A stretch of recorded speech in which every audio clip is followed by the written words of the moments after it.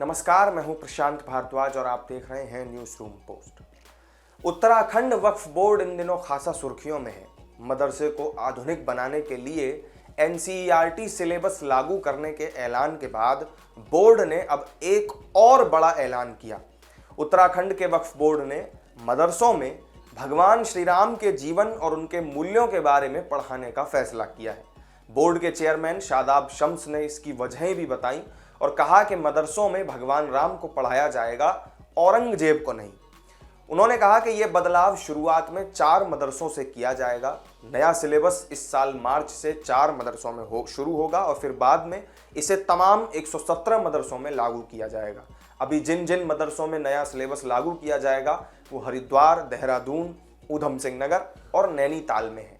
अंग्रेजी अखबार Indian express की एक रिपोर्ट के मुताबिक वक्फ बोर्ड ने यह भी कहा है कि जिस तरह से पूरा देश अयोध्या में श्री राम की प्राण प्रतिष्ठा का उत्सव मना रहा है, तो उसी दौरान हमने ये भी सोचा कि 4 आधुनिक मदरसों में भगवान राम के जीवन के बारे में पढ़ाया जाए। अल्लामा इकबाल ने भी भगवान राम को इमाम हिंद कहा था। भारतीय मुसलमानों को भगवान राम के जीवन का अनुसरण करना चाहिए, क्योंकि हम अरब के नहीं हैं बल्कि हम कन्वर्टेड मुस्लिम हैं, जिन्होंने अपनी पूजा पद्धति तो बदली लेकिन हम अपने पूर्वजों को नहीं बदल सकते। मदरसों में भगवान राम के आदर्शों की शिक्षा देने के प्लान को समझाते हुए उन्होंने कहा कि श्री राम तो सबके हैं, कौन राम जैसा बेटा नहीं चाहता जिन्होंने अपने पिता का वादा पूरा करने के लिए अपना सब कुछ त्याग दिया। कौन लक्ष्मण जैसा भाई या सीता जैसी पत्नी नहीं चाहता। एक तरफ हमारे सामने ऐसे पवित्र चरित्र हैं और दूसरी तरफ औरंगजेब जैसे हैं जिन्होंने अपने ही भाई की हत्या कर दी और बाप को जेल में डाल दिया। हम किसी भी कीमत पर औरंगजेब के बारे में बच्चों को नहीं पढ़ाएंगे। श्री राम और पैगंबर मोहम्मद साहब की ही शिक्षा उन्हें दी जाएगी। 4 आधुनिक मदरसों को लेकर शम्स ने यह भी कहा कि इनमें सुबह 8 बजे से दोपहर 2 बजे तक स्कूलों की तरह पढ़ाई होगी।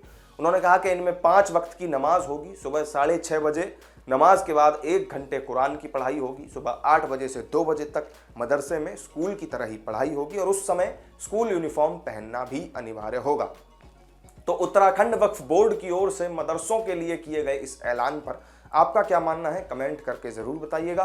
वीडियो अगर अच्छी लगी हो तो लाइक और शेयर कर दीजिएगा और चैनल को सब्सक्राइब जरूर कर लीजिएगा। फिर मिलेंगे किसी नई वीडियो में नई जानकारी के साथ। नमस्कार।